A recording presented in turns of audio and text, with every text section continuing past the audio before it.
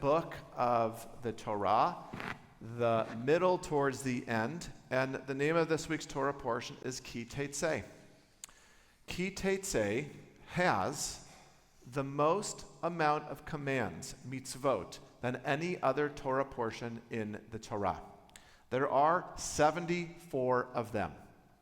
And my question to everyone to begin our discussion is, why 74? What unifies them? What can be learned from these 74 mitzvot, and what perhaps unifies them?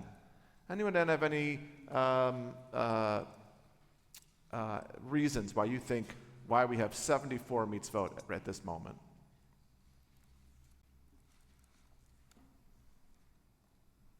A lot of work to do. I was thinking that it's like a great class, that the book of Deuteronomy is coming along. You're learning great stories of what was. You're getting great promises of what awaits. And at the end of this amazing class, those of you who are students, and many of you are students at San Diego Jewish Academy, imagine the class is about to end. The teacher says, oh, one last thing. I've got 74 things for you to do for homework. Just sneaks it right in there. Well, that doesn't seem fair. What's going on here?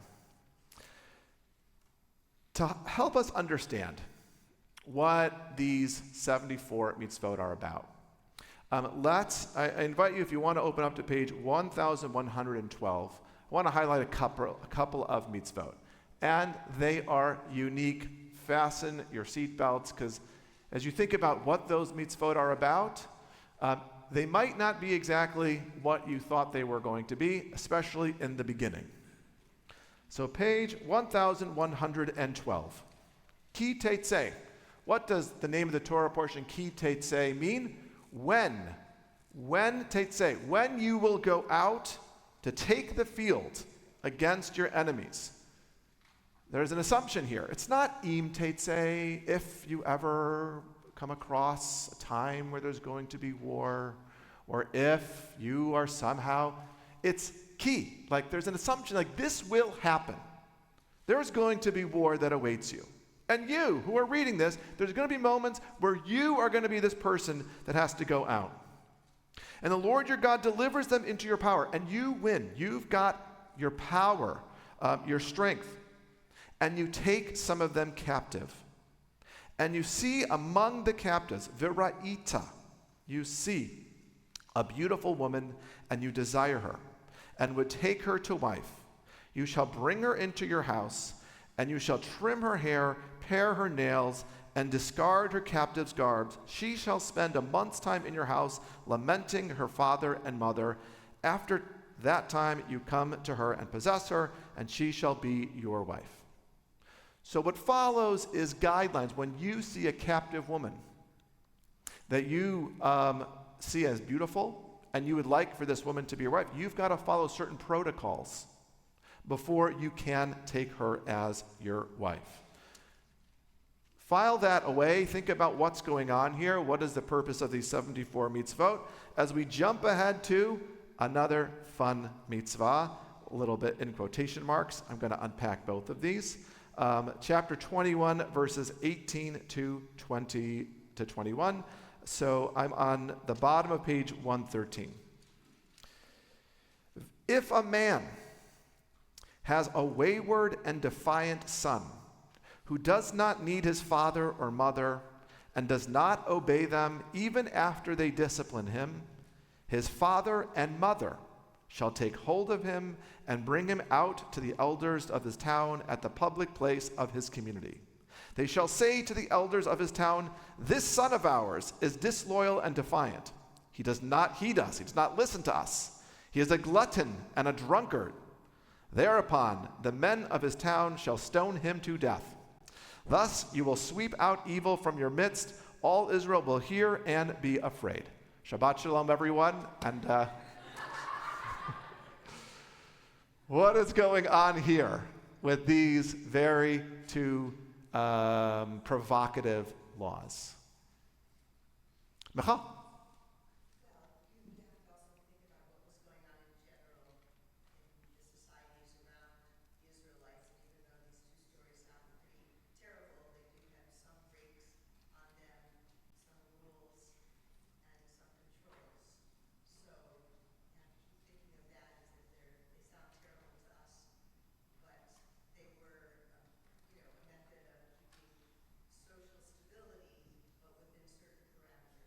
Okay, those of you who are following at home, I just want to share the very beautiful insight by Michal, which is, hey.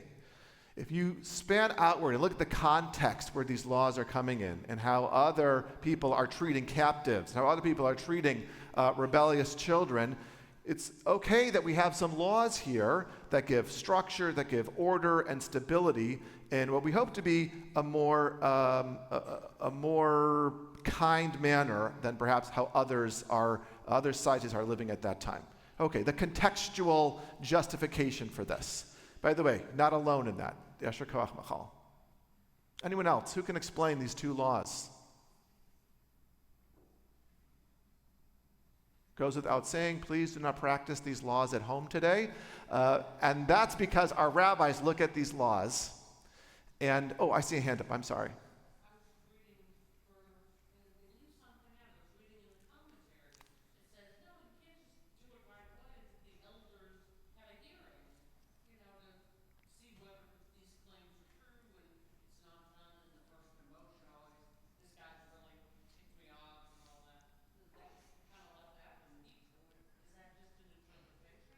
Thank you for dropping a very important word, commentary.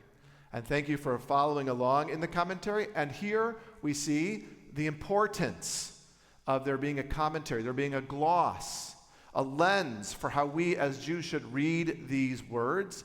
And this commentary is very much inspired by the Talmud and how the rabbis received these verses, looked at their community and said, no, here's how we're going to apply them. Now, what's worth noting is that the rabbis never say, just don't look at those verses. They don't apply anymore. They do see something powerful and redeemable about these two verses that I want to share with you.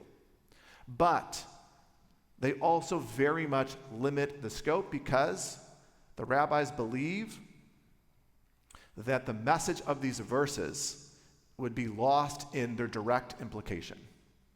So in the case of a rebellious son, they apply a number of what's called diukim, qualifications, that limit the scope of the application of when you can punish a rebellious son in this way.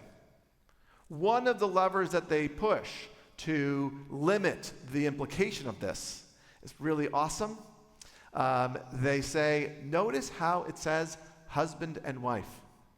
And it pressures the husband and wife to communicate together about have they done their best to raise this child. Not just one parent or another, but as a team. Have they worked together? And the rabbis believe in the case where a husband and wife have really worked together, or a mother and a father, even better, have worked together, it's very unlikely that such an implication would be applied. And as far as the woman in the field, I just want you to see the sequence of laws here. There's a law about a captive woman who gets married. I skipped over verse 15 that talks about what do we do in the situation of the firstborn in a relationship where there's two wives. And third, we have the punishment of the insubordinate son. Rashi says about the relationship that is of a captive woman who is found in the field. Rashi says this relationship will not last. And you can read through this, that these three laws have in common a story of a family. They meet in the situation where the husband finds a captive. He already has another spouse. There needs to be some direction about how is the firstborn son going to be raised. And then third, we see a story of perhaps a child that's really struggling to try to figure out, how do I make sense of this world? How do I figure out right and wrong in this complicated household? And the Torah gives some guidance for this. And we put these three things together, I would argue the reason why the rabbis don't say, this law's never happen, is because the goal of these laws is for the Torah to shine light on people and relationships that likely dwell in the margins of Jewish society or any society. And the Torah says, hey, we're not a homogeneous community. We're not going to be homogeneous people. Our story is not going to be one of idealism and perfection. We're going to have to go out to war at times. Things are going to be complicated. We're going to make tough decisions that might seem right at the time. And at those moments, the Torah says there is always a way to redeem those choices so that there's a pathway to move forward. Instead of allowing those marginal relationships, again, by marginal I mean not common, not making a judgment on the value of those relationships. But in those situations, instead of treating someone with pity, we treat them with dignity. And that idea continues 74 other times in this Torah portion. We are going to be called to look upon people that we would likely overlook. And the Torah is going to offer guidance for how we treat them when we see them. Let's jump ahead to chapter 24, verses 14 to 15.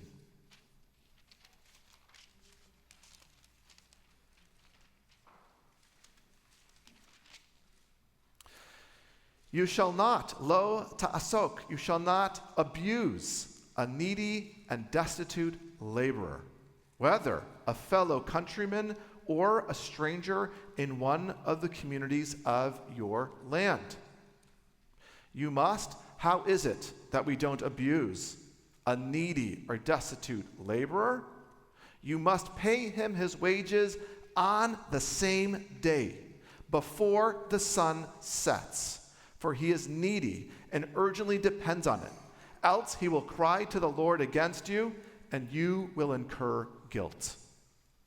Here, our attention is drawn to the laborer. And here, this section of the Torah becomes perhaps more relevant to us.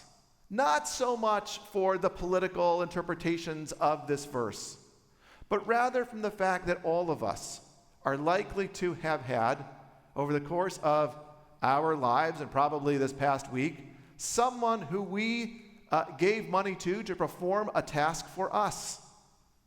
And amongst our very busy lives, it is very easy to say, I'll pay you later, send me the bill. And the Torah is saying, no, you've got to see that person. You've got to think about, what do those wages that you've agreed upon for this person do a task for you? What do they mean to that person? And don't delay. The Torah is really clear. You don't delay, don't wait until after the sun sets. Darkness hints at what is unknown. Darkness is a time of ambiguity, but darkness is also a time where we are very vulnerable. And you can imagine what the writer of the text is saying is, darkness is that time where we say, we'll take care of it later. Where for us, we just push it down. But for someone who really needs those wages, they are now sitting in a very vulnerable state. Imagine what it's like to be in a foreign place to you, where you don't have a sense of security, and you don't know if you're going to make it through this place.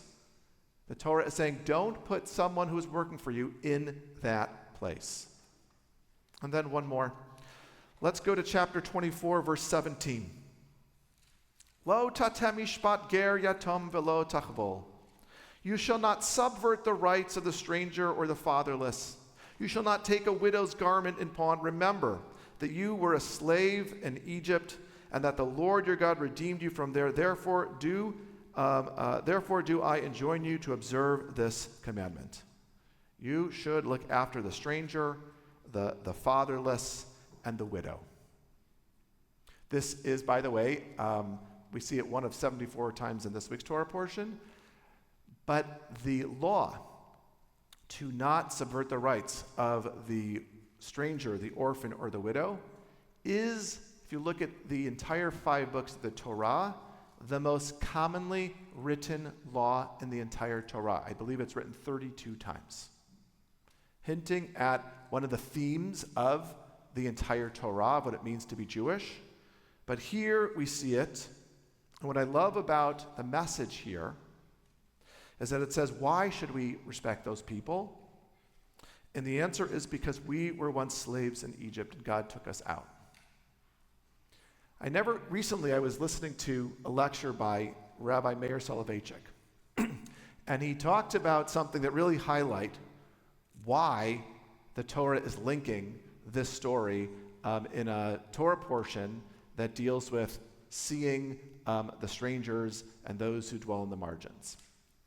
And what Rabbi Meir Soloveitchik talks about is at the foundation of our country, the United States of America. Benjamin Franklin, Thomas Jefferson, I think it was John Adams, were tasked to find a symbol that defines our country. So they had to create one. And their original proposal was an image of the Jewish people crossing through the Red Sea to Promised Land. And what Rabbi Meir Soloveitchik talks about is how wonderful was it and how insightful it was that for the founding fathers, they were inspired by the Jewish story to build a country based on the story of the Jewish people in Egypt. And you know who was inspired by their story so much to write the next chapter? We were. Here we are saying we were inspired, so we should be so much inspired by the redemption and of us from Egypt that this should cause us to look after the stranger, the widow, and the orphan. And in this way, allowing this story to make us an even greater people. So we have a number of examples here where the Torah is saying multiple times, look at the relationships that dwell in the margins. Look at the people who dwell in the margins. And as I began, I had everyone notice that we're approaching the end of the Torah. And I encourage us to think about why at this particular moment is Moses bringing forth this message. And I'll leave by sharing perhaps something for us to think about. The next Torah portion that we're going to read this following week is Ki Tavo, when you arrive. Where is it that we arrive? El Haaretz, when we arrive to the land of Israel. So before we enter into the land of Israel, there is a Torah portion that causes us to think about how we treat each other. And I think Moses is trying to perhaps highlight three important things here. One, before we enter the land of Israel, it's important that we understand who we are as a people and what keeps us together as a people, even when we are growing up in Egypt, is a set of ethical laws that govern how we treat each other. And these laws only are relevant and powerful if we apply them not just to the strong, but to the vulnerable. Two, Moses is prepping us for what it means to live a long-lasting and meaningful life in the land of Israel. And he is telling us the way you do this is you never forget who you are and what makes you merit the land of Israel. And what that is to carry the banner of being an ethical and caring people. Third, Moshe hints, because he is a prophet, throughout the book of Deuteronomy. And he hints through the idea that there's going to be times of blessing, but there's also going to be time of curse. There's going to be times when we receive the dew, and there's going to be times of drought. There's going to be times when God is with us, and there's going to be times when we live in exile. Moshe knows what we now know, that we will not permanently dwell in the land of Israel as a nation, but there will be times of exile. And during those moments of exile, it'll be very easy for us to abandon our Torah, abandon our identity. And one of the greatest causes for abandoning identity is when we ourselves feel that we have been abandoned, when we ourselves feel like we are the vulnerable, when we no longer have power. And Moses is telling us during those moments of exile, don't forget, you still have the Torah. You still have a relationship with God that you are a part of, a covenant to uphold. You still have power that you can use to how you treat other members of your community, especially the vulnerable. This is part of Moses' final message to the people of Israel. As times change, may certain messages remain eternal, which is that we are a people not measured by the rituals that we observe, but rather through our ability to feel the pain of others and respond with compassion. Shabbat Shalom.